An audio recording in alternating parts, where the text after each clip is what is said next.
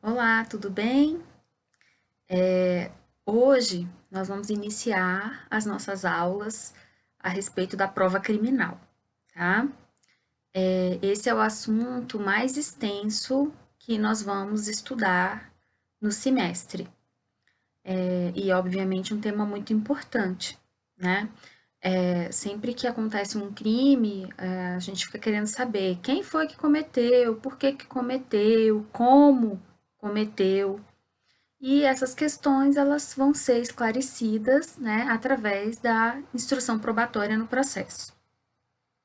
Então, tá todo no processo penal tá todo mundo correndo atrás da prova, querendo saber, né, qual é as provas que existem, é, e a motivação do crime, etc. Então, é um tema extremamente importante e é um tema amplo, porque você veja, no CPP tem mais de 100 artigos tratando da prova criminal. Então, a própria legislação a respeito do tema no CPP, ela é extensa.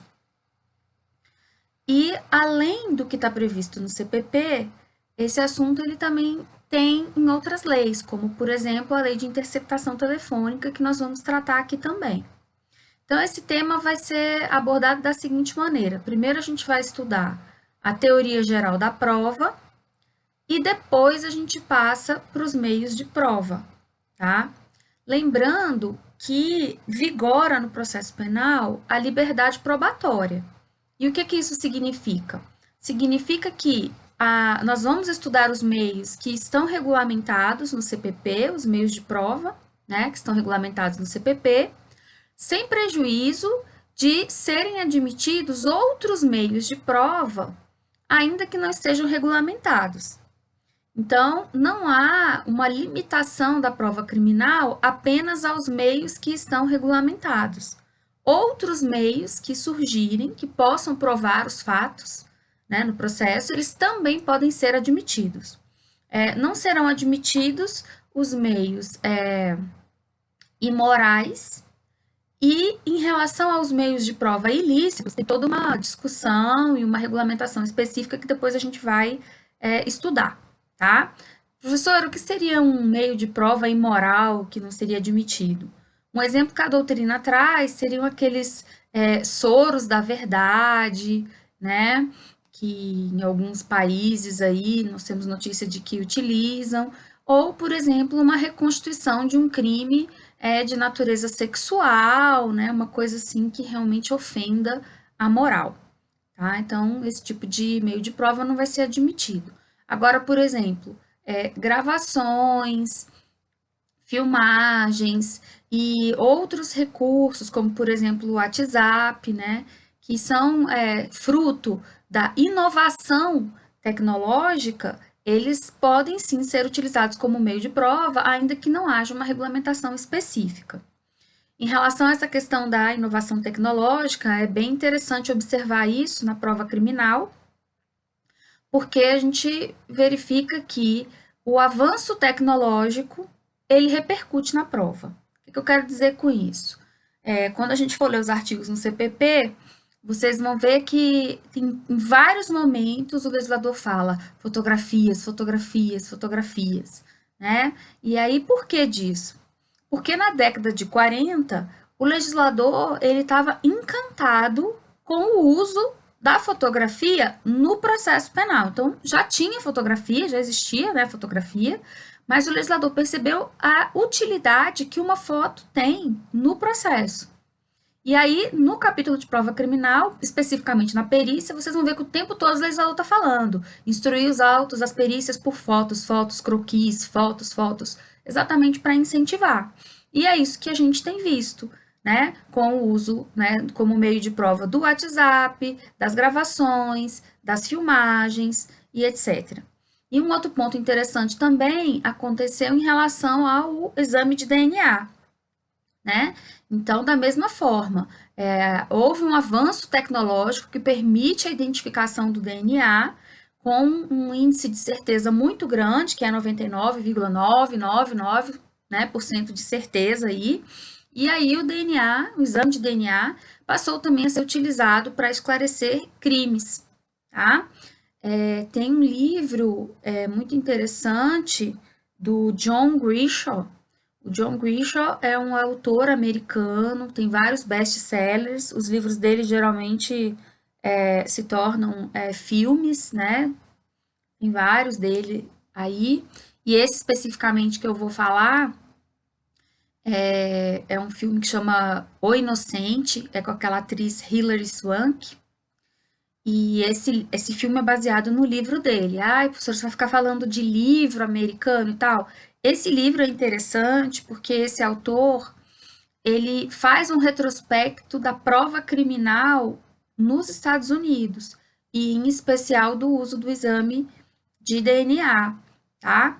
E aí esse livro, ele conta como é que foi que ele escreveu a história, ela é baseada num caso real. Ele disse que estava em casa, o autor disse que estava em casa, aí foi ler os obituários, né, que é uma tradição nos Estados Unidos, né, a escrita de obituários. E aí ele leu lá um obituário que falava de uma pessoa que tinha sido um jogador de beisebol famoso, ou futebol americano, não lembro agora, e que tinha ido para o corredor da morte e sobrevivido. E aí o autor achou interessante esse obituário, foi atrás e ficou sabendo da história dessa pessoa, escreveu o livro e depois foi lançado o livro, o filme.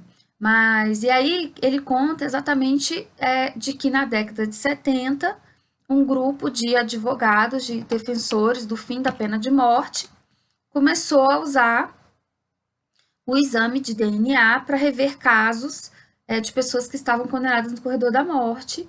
E, obviamente, no início eles não podiam fazer muitas revisões, porque o exame era caro, eles eram um grupo pequeno, e eles só então faziam o exame de DNA quando tinham vestígios ainda resguardados, né, que pudessem ser submetidos ao exame, e também que eles entendiam que poderia ter havido um erro judiciário.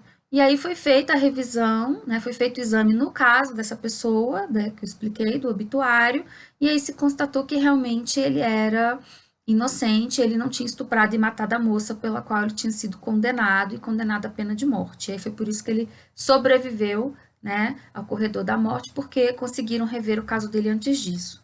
E os dados estatísticos que esse autor traz no livro são impressionantes, né? A quantidade de erros judiciários que esse grupo de defensores, né, do fim da pena de morte nos Estados Unidos conseguiu rever e conseguiu demonstrar que as condenações eram injustas. Então é bem interessante o livro, o filme também, mas em especial o livro por conta desses dados, tá? Então fica a dica aí para vocês, John Grisham, O Inocente. Bom, que nós vamos começar agora falando, né, da prova criminal? Vamos começar com uma definição, com o conceito de prova criminal. Temos aí várias definições possíveis desse instituto. Vamos utilizar uma definição que eu gosto e que eu acho bem tranquila. Lembrando que ninguém precisa decorar conceito nenhum. O conceito serve para esclarecer o instituto. Então vamos lá, ó. Prova criminal é a demonstração que deve gerar no juiz a convicção que ele necessita para decidir. Então, a prova vai ser uma demonstração que vai ser feita pelas partes junto ao jogador. Então, o destinatário da prova é o juiz.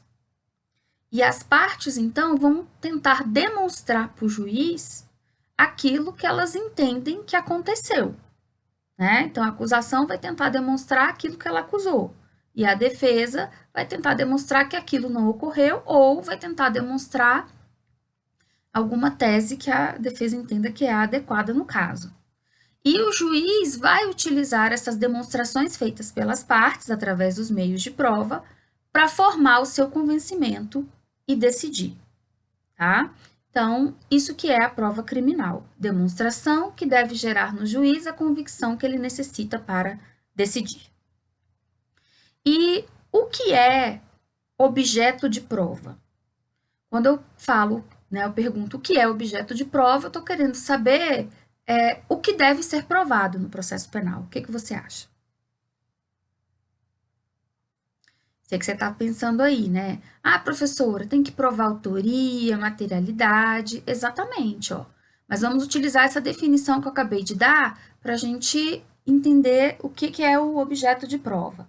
Vai ser, olha, se o objetivo da prova é demonstrar para o juiz, né, o que ele necessita para decidir, vai ser objeto de prova tudo aquilo que influenciar a formação do convencimento do juiz, tá? Então, realmente, é objeto de prova a autoria, materialidade, agora também causas de aumento e diminuição de pena, circunstâncias atenuantes, agravantes, as circunstâncias judiciais que vão influenciar o julgador no momento da dosimetria da pena, né? Então, tudo que influenciar a formação do convencimento do juiz é objeto de prova, tá bem? Então, isso é importante. Tudo que a defesa achar que pode influenciar o julgador, ele vai provar isso no processo, vai fazer essa demonstração no processo, no intuito de influenciar o julgador. Bom, aqui nesse ponto do objeto de prova, eu quero perguntar para vocês o seguinte: o fato incontroverso, ele é objeto de prova?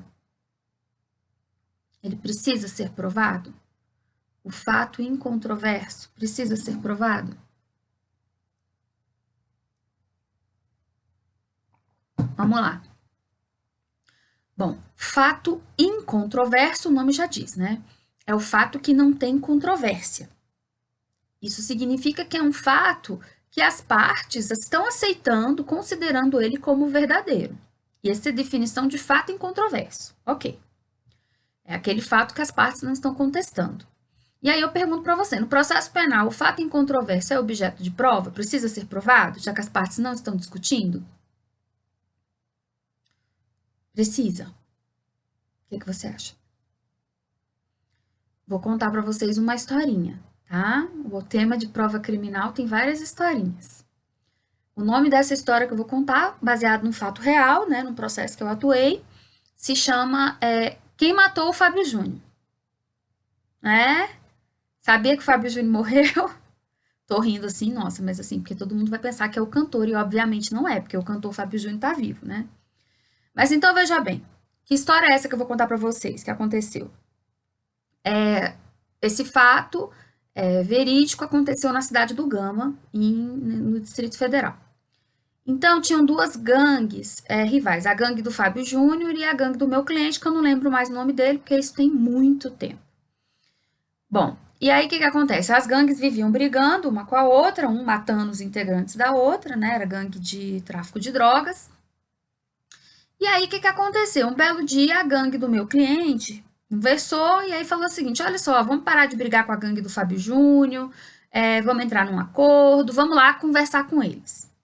Aí foi o meu cliente mais dois parceiros da gangue, tá? Montaram nas bicicletas deles e foram lá na casa do Fábio Júnior conversar. Você tá vendo o nível da gangue, né? Cada um na sua bike. Bom, e aí, isso versão do meu cliente, tá? Diz que chegou lá para conversar na casa do Fábio Júnior, porque a gangue do Fábio Júnior se reunia lá na casa dele. Chegaram lá, devia ter, sei lá, umas 15 pessoas, pai, mãe do Fábio Júnior e o restante da gangue, eu, Fábio Júnior. E aí, segundo meu cliente, conversaram lá, esclareceram tudo, resolveram quem ia traficar em tal lugar e resolveram que estava tudo numa boa. Ok. A casa do Fábio Júnior ficava de frente para um descampado, uma espécie de praça vazia, tá? Muito comum aqui no Distrito Federal, e principalmente naquela época. E aí, depois que eles conversaram, meu cliente e os dois parceiros subiram na bike e atravessaram o descampado. E aí diz que quando eles estavam no meio desse terreno, né, vazio, tipo uma praça, ele sentiu a bala zunindo na orelha dele, né? E aí ele falou que quando sentiu a bala zunindo na orelha, para se defender, ele virou e atirou, tá? O que aconteceu nesse momento? Ele foi alvejado na perna, caiu da bicicleta, os outros dois parceiros dele pararam para ajudá-lo ali, para socorrê-lo, e sorte deles, chegou uma viatura policial, né, uma viatura da PM, e abordou eles ali naquele momento. Então, assim, por que eu tô dizendo, você vai entender depois por que isso foi sorte. Mas nesse momento, então, a polícia chegou e pegou os três. Então, não teve tempo, por exemplo, de os outros esconderem alguma arma e etc. Não, os três foram presos ali naquele momento. Os outros dois eram menores, mas assim, foram apreendidos. E aí ficou claro que o único que estava armado era o meu cliente, que era o líder da gangue, né, maior de 18 anos e que tinha sido alvejado na perna. Os três foram apreendidos, ele foi levado para o hospital, quase morreu, mas sobreviveu. Ok. E lá na casa do Fábio Júnior, né, o Fábio Júnior foi alvejado e aí morreu. Ok. E aí, então, foi instaurado o inquérito, né, como ele sobreviveu, ele foi denunciado e está lá respondendo a ação penal, e eu estou ali para fazer a defesa dele. No dia da audiência, né, na época, o interrogatório era o primeiro ato, e aí o meu cliente contou essa versão dos fatos que eu falei para vocês, e disse então que ele tinha sido, tinham atirado nele, ele tinha revidado, mas ele foi alvejado na perna e tal. E aí, quando fomos ouvir as testemunhas, eu perguntava, né, lá para as testemunhas, para o pai, mãe do Fábio Júnior, para as outras pessoas que estavam na casa, e aí, quem foi que atirou, né, no meu cliente? Porque afinal de contas ele foi alvejado na perna. Sabe o que eles respondiam? Ah, não. Ele atirou na própria perna para poder fingir que foi legítima defesa. Ninguém estava armado, nada disso, não aconteceu e etc. E aí eu perguntava, recebia esse tipo de resposta e o juiz e o promotor faziam mais alguma pergunta? Nada. Ok. Bom, qual é o fato incontroverso nessa história que eu estou falando para vocês? Qual seria o fato incontroverso? O que você acha?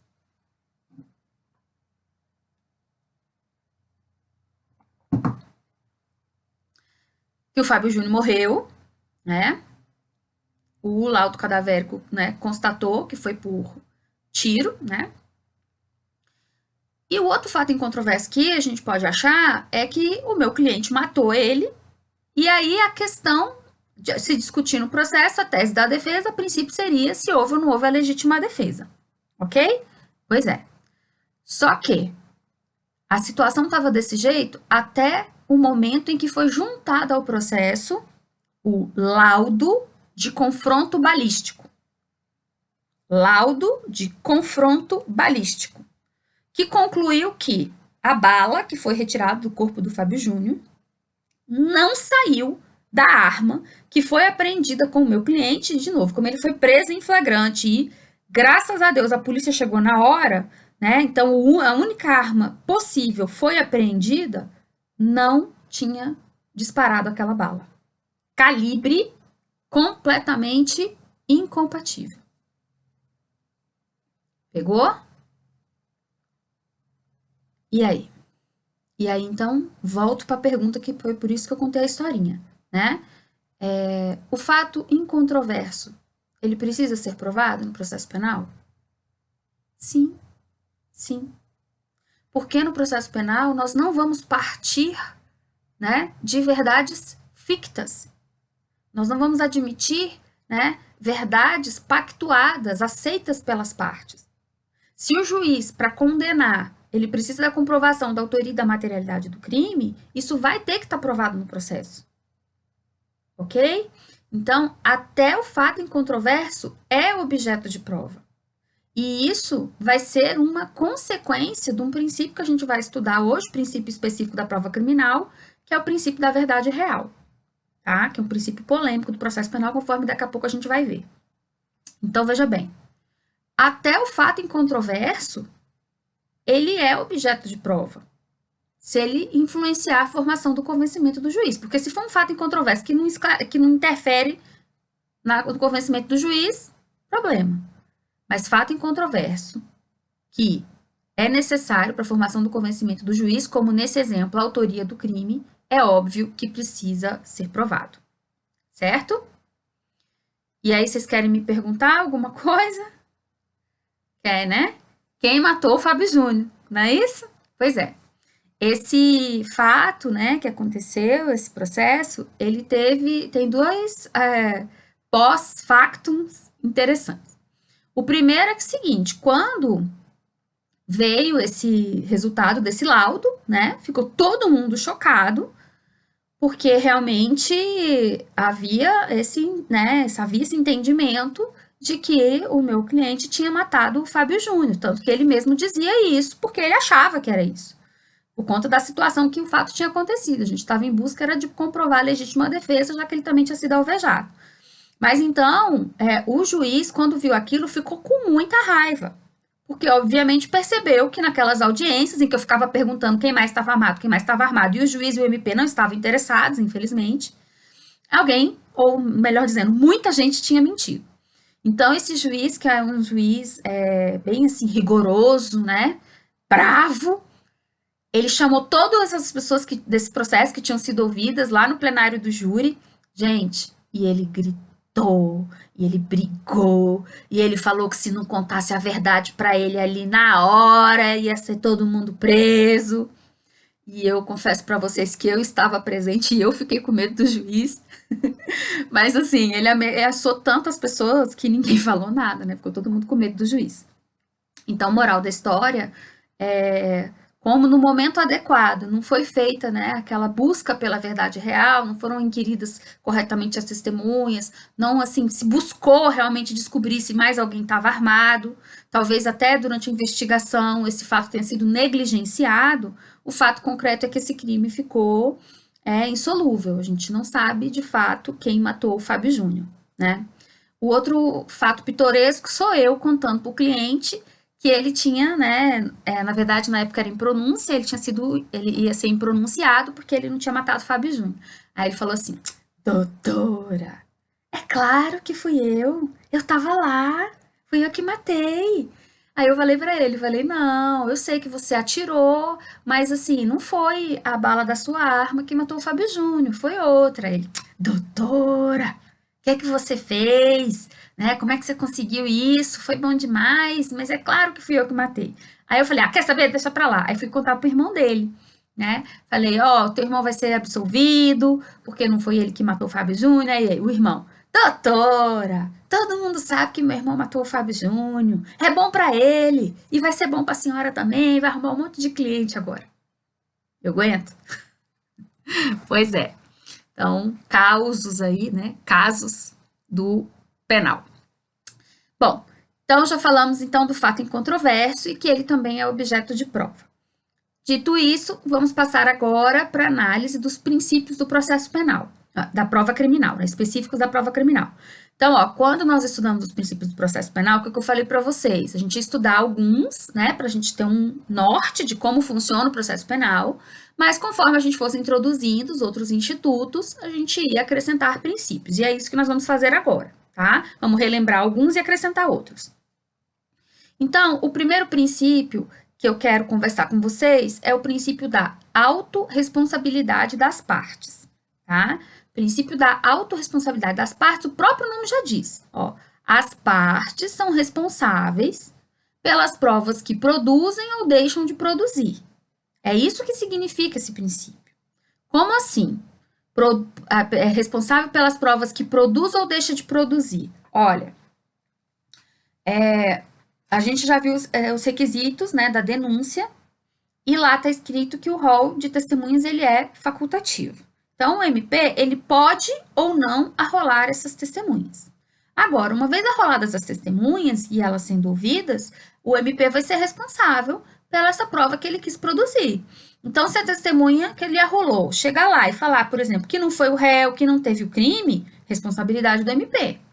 E isso é a mesma coisa a defesa, né? A defesa arrola as testemunhas na petição chamada resposta à acusação. Tem o direito de arrolar a mesma quantidade do Ministério Público.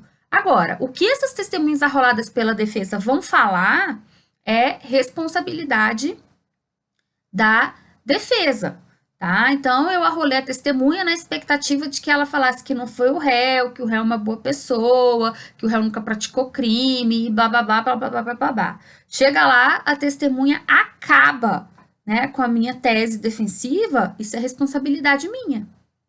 Eu não vou poder falar, excelência, desconsidero o que essa testemunha falou. Não, a prova, ela é produzida pelas partes, mas ela se destina ao juiz, ela pertence ao processo. E aí, vai ser utilizada independente dessa prova ser favorável para quem arrolou ou não. Por isso, muito cuidado na produção de provas. Por outro lado, a parte também vai ser responsável pelas provas, olha só, que deixa de produzir. E isso é muito sério. Porque, por exemplo, eu tô com medo, né, a defesa, sou advogada, tô com medo de arrolar uma testemunha, porque a professora falou, né, que eu estudei, que eu sou responsável pela testemunha falha. Então, na dúvida, eu não vou produzir prova nenhuma. Olha, não produzir provas, muitas vezes é uma estratégia da defesa, tá? Não vou te dizer que isso não existe, dependendo do caso, a defesa pode perceber que a melhor estratégia é não produzir provas, porque o MP também não vai conseguir produzir provas para condenar, e aí a pessoa vai ser absolvida por falta de provas. Isso é uma coisa. Mas essas situações são muito pontuais e específicas. Eu nunca produzi prova nenhuma em nenhum processo. Isso é responsabilidade minha. Tá? Por quê? Porque eu posso estar deixando o réu indefeso. Então tem que tomar cuidado com isso. Então eu vejo, às vezes, né, principalmente assim, advogados no início da carreira, ou às vezes também colaboradores da defensoria, pessoas que estão ali um pouco inseguras da atuação, né, não estou falando mal da defensoria e nem de advogado novo. Estou falando que isso às vezes acontece com profissionais que estão iniciando, tá? Só para esclarecer. E eu estou falando isso aqui agora para quando chegar na sua vez você não passar por isso. Tem gente que na audiência, quando o juiz dá a palavra, sempre fala, sem perguntas, sem perguntas, sem perguntas. Mas cuidado, você pode estar deixando o réu indefeso. Você nunca tem pergunta de nada. Então, como fazer? Qual é o meio termo? O meio termo é estudar o processo. Você vai estudar o processo, você sabe o que, por exemplo, as pessoas falaram na delegacia, você pode verificar que tem pontos incongruentes, e são esses pontos que você vai questionar lá quando for produzida a prova em juízo. Ou falou uma coisa na delegacia e quando chegou em juízo, ali no momento da produção de prova, né, que tem o contraditório, falou uma coisa completamente diferente. Então você vai confrontar. Como assim? Na delegacia você falou X e agora você está falando Y. O que mudou? Sendo que lá na delegacia é muito mais perto do fato do que agora. Né? Se a pessoa, por exemplo, tiver dado um depoimento mais favorável para o seu cliente na delegacia e em juízo agora desce o pau, você vai ter que questionar isso, porque senão você pode deixar o seu réu, né, o seu cliente indefeso, tá bem? Então, esse princípio da autorresponsabilidade das partes, muito cuidado com isso, muito importante. E para você atuar de uma forma segura e responsável, você tem que estudar o processo, tá? O outro princípio é o princípio da audiência contraditória. Olha, o princípio da audiência contraditória é o princípio do contraditório, só que aqui vai ter esse nome específico, né? E o que é o contraditório? Você lembra? Para cada prova produzida, admite-se a contraprova, né? Então, princípio da igualdade entre as partes têm os mesmos direitos e obrigações. Então, como eu falei, o Ministério Público tem direito de arrolar testemunhas na denúncia, então a defesa também vai ter o direito de arrolar as mesmas testemunhas, a mesma quantidade de testemunhas na resposta à acusação. E a audiência contraditória. As testemunhas vão ser ouvidas da acusação e também vão ser ouvidas as testemunhas de defesa. E as testemunhas arroladas, quais as testemunhas que vão ser ouvidas primeiro? Vamos começar por aí. Testemunhas de acusação, tá? E primeiro houve as testemunhas de acusação, depois houve as testemunhas de defesa, certo? Vamos ouvir as testemunhas de acusação. Quem pergunta primeiro? Quem arrolou. Então, se a testemunha foi arrolada pela acusação, quem pergunta primeiro? A acusação. E a audiência contraditória é exatamente o quê? Dar a palavra para a defesa fazer as perguntas, tá? Então, primeiro a acusação pergunta para as testemunhas que ela arrolou, e depois a audiência contraditória significa que o juiz tem que dar a palavra para a defesa perguntar. Se a defesa vai utilizar, né, essa oportunidade para questionar ou não a testemunha, isso é responsabilidade da defesa. Mas a oportunidade obrigatoriamente tem que ser dada, certo? Ok. Depois que houve as testemunhas de acusação, aí vamos ouvir as testemunhas de defesa. E aí, quem vai perguntar primeiro para a testemunha de defesa? Quem arrola. Portanto, a defesa pergunta primeiro. E o que é a audiência contraditória? Depois o juiz tem que dar a palavra para a acusação. Se a acusação vai perguntar ou não vai perguntar, responsabilidade da acusação, problema da acusação. mas a oportunidade tem que ser dada, tá? E isso não é só na audiência, né? É em tudo. A defesa juntou documentos no processo. O que tem que ser feito? O juiz tem que dar ciência para o Ministério Público, dar vista para o Ministério Público tomar ciência se quiser impugnar. Foi juntada a prova pericial no processo. O que tem que ser feito? Tem que dar vista às partes para tomar ciência e, se quiser, impugnar. Ok? Então, a audiência contraditória é isso. O outro princípio que nós vamos tratar agora é o princípio da aquisição ou comunhão da prova. Tá? Princípio da aquisição ou comunhão da prova significa aquilo que a gente já tinha comentado, que a prova ela é produzida pelas partes, mas ela se destina ao processo. Então, a prova não é da parte que a produziu. Então, esses depoimentos dados pelas testemunhas de acusação e pelas testemunhas de defesa, elas vão ficar, né, essa prova testemunhal vai ficar no processo e a testemunha de acusação, não é só, o depoimento dela não pode ser utilizado pela acusação, a defesa também vai poder utilizar a parte que lhe interessar. E o depoimento da testemunha de defesa, o MP também vai poder utilizar nos seus argumentos. Tá? Então, a prova ela é comum e se destina à formação do convencimento do juiz. Um outro princípio importante é o princípio da oralidade. Tá? Oralidade na prova criminal. Então, isso é muito perceptível na prova testemunhal. A gente depois vai ler os artigos do CPP, mas na prova testemunhal vai estar dizendo que a testemunha não pode levar o depoimento dela por escrito. O que tem de peculiar, né, na fala? Que vai se privilegiar a oralidade. É a espontaneidade, tá? Então, na prova testemunhal, vamos privilegiar a oralidade do depoimento. Por quê? Porque ele é mais espontâneo. E exatamente por isso que a testemunha não vai poder trazer o depoimento por escrito. Poderá fazer consulta a breves apontamentos. Então, por exemplo, se o juiz perguntar qual foi o prejuízo que ela teve, ela pode consultar, por exemplo, uma nota fiscal. Se perguntar o que ela fez no dia tal, às tantas horas, ela pode, por exemplo, consultar a agenda. Né? Breves apontamentos.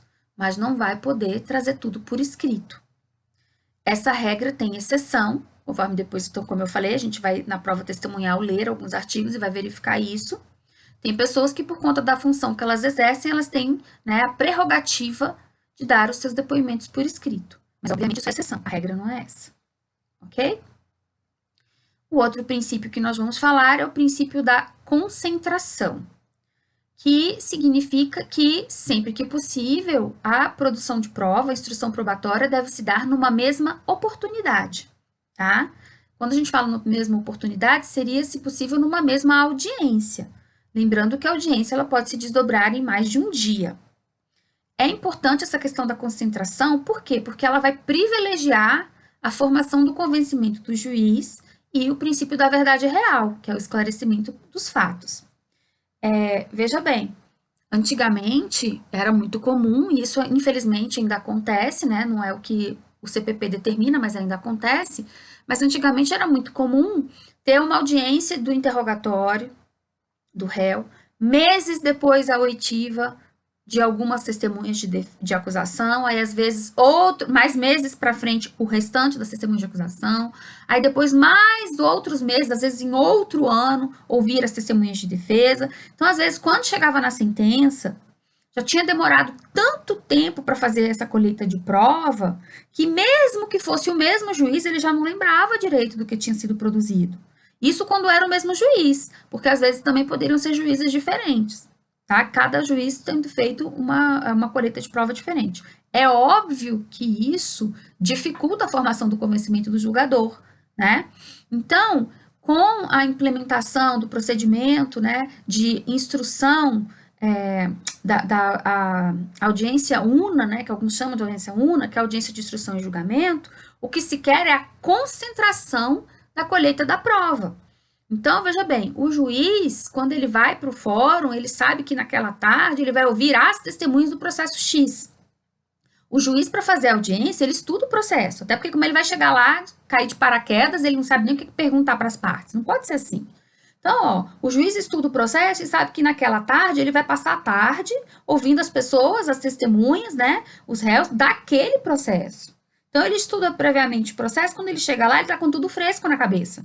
E aí, conforme ele vai ouvindo as testemunhas, é muito mais fácil para ele já ir formando a convicção dele, já ir identificando, por exemplo, o falso testemunho, já ir identificando o que está provado, o que não está, quais são as dúvidas, né? Então, isso é muito benéfico. Então, o princípio da concentração é isso. Sempre que possível, a colheita da prova se dá numa mesma oportunidade. Estou falando sempre que possível, porque às vezes não é possível. Às vezes, alguma testemunha tem um problema e não comparece. Lembrando que testemunhas e vítimas podem ser conduzidas coercitivamente, né? O réu aqui não pode, como regra.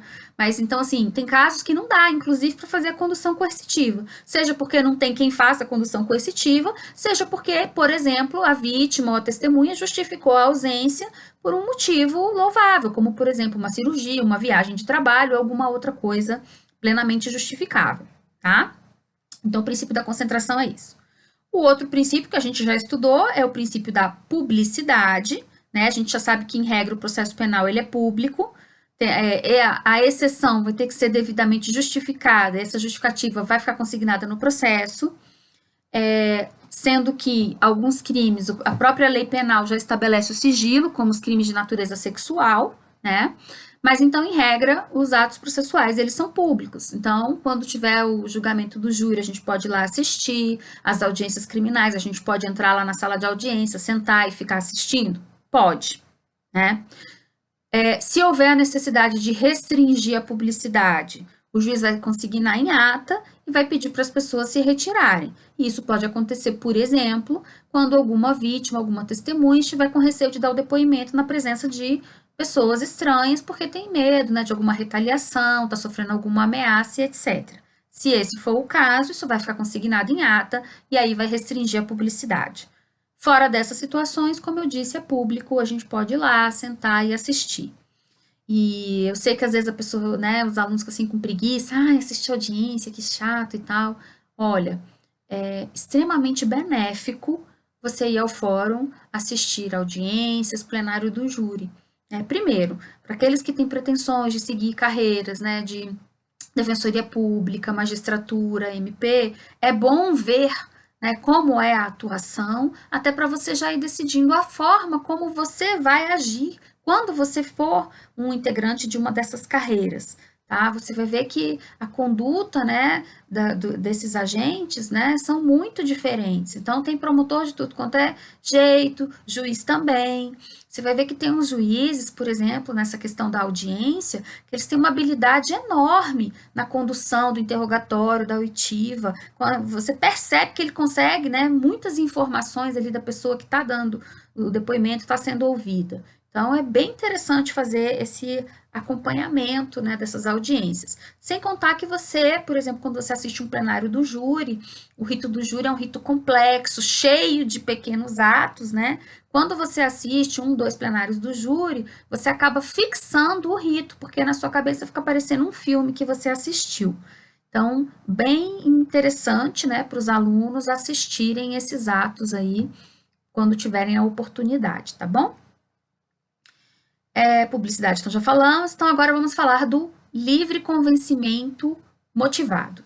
Olha só, livre convencimento motivado, livre convencimento significa que o juiz não tem critérios pré-estabelecidos de valoração da prova, tá? Então, o juiz é livre para valorar a prova. O nosso sistema não tem as provas tarifadas, não tem dizendo qual prova que vale isso ou aquilo, ou qual prova que o juiz vai ter que valorar mais ou menos, né? Não está falando que uma prova tem um valor maior do que a outra. Todas as provas elas valem igual. E o juiz vai selecionar, vai fazer uma crítica sadia das provas. Ele vai selecionar aquelas provas que foram produzidas no processo e que ele entende que são necessárias e suficientes para formar o seu convencimento. Então, o juiz é livre para fazer essa análise da prova. Não tem critérios pré-estabelecidos dizendo que ele tem que valorar uma prova dessa ou daquela maneira, tá? Isso é muito importante, essa liberdade de valoração da prova, tá? Mas tem que motivar. Por isso que é livre convencimento motivado. Ele é livre para valorar, mas ele vai ter que justificar por que que ele escolheu tais provas, por exemplo, para condenar e desconsiderou aquelas outras provas tais e tais. Então, ele tem que motivar. Então, quando vem uma sentença em que o juiz fez essa crítica sadia das provas e motivou, eu posso ficar inconformado com a motivação do juiz, eu posso discordar da motivação do juiz, mas eu não vou poder discordar da liberdade que ele tem de valorar a prova assim ou assado, tá? Então, é muito importante isso. E é aqui nesse ponto que a gente vai resgatar aquela questão que a gente começou no início da aula falando a respeito do exame de DNA. Considerando que o nosso sistema é o do livre convencimento motivado, eu te pergunto, o juiz pode desconsiderar o resultado de um exame de DNA? Entendeu? Tem um exame de DNA no processo. O juiz pode desconsiderar esse exame no momento de valorar a prova?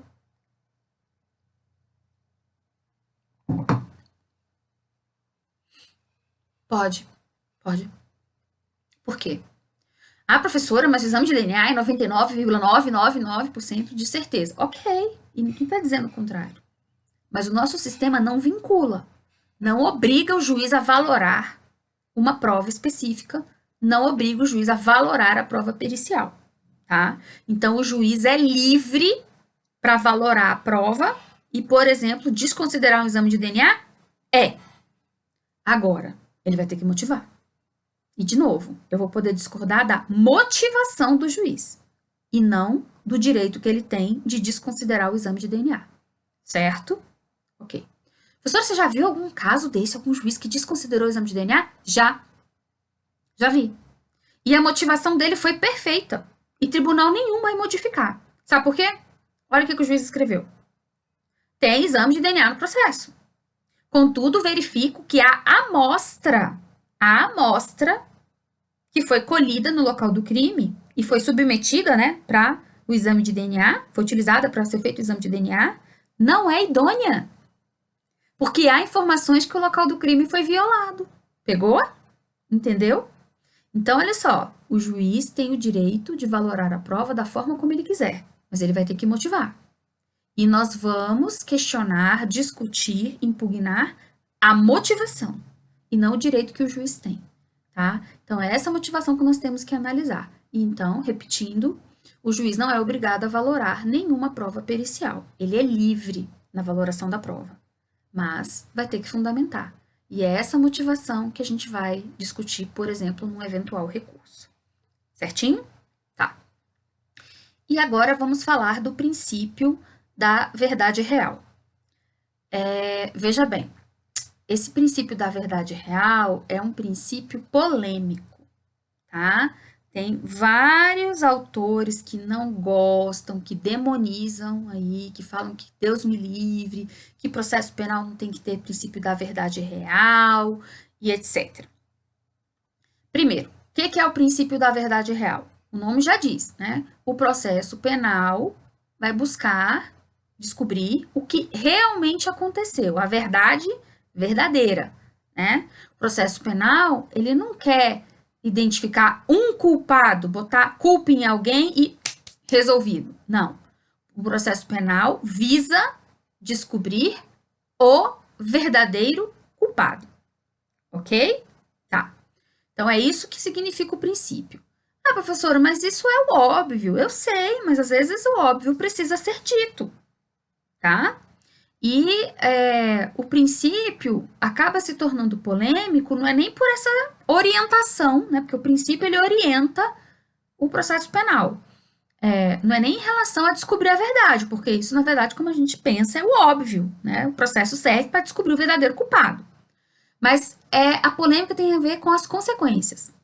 Porque, veja bem, uma das consequências do princípio da verdade real seria a iniciativa probatória do juiz. Iniciativa probatória do juiz.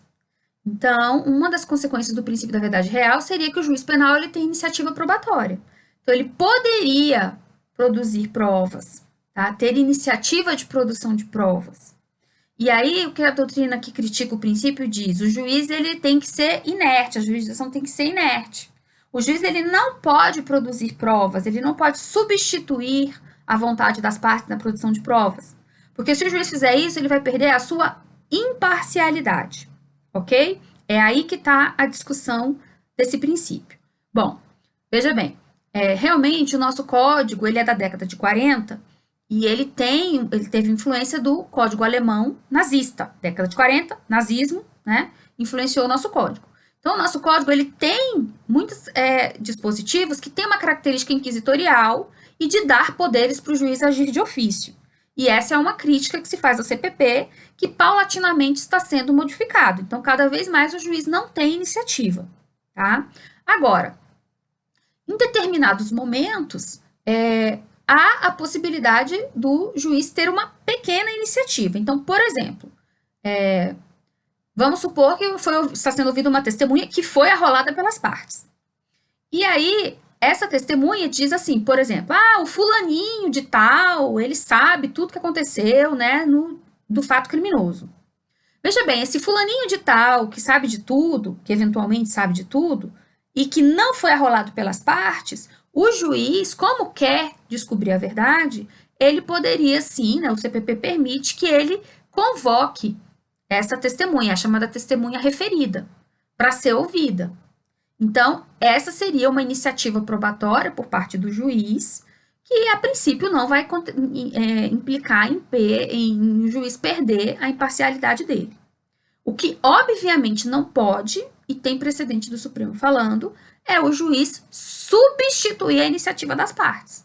É o juiz falar assim, não precisa rolar testemunha não, viu, Ministério Público, porque eu que vou ouvir fulano, eu que vou determinar isso e aquilo, eu que vou fazer interceptação telefônica, eu que vou determinar a busca domiciliar e blá, blá, blá, blá, blá. Não, obviamente que o juiz não pode substituir a iniciativa de nenhuma das partes, nem acusação nem defesa, porque isso vai comprometer a imparcialidade dele.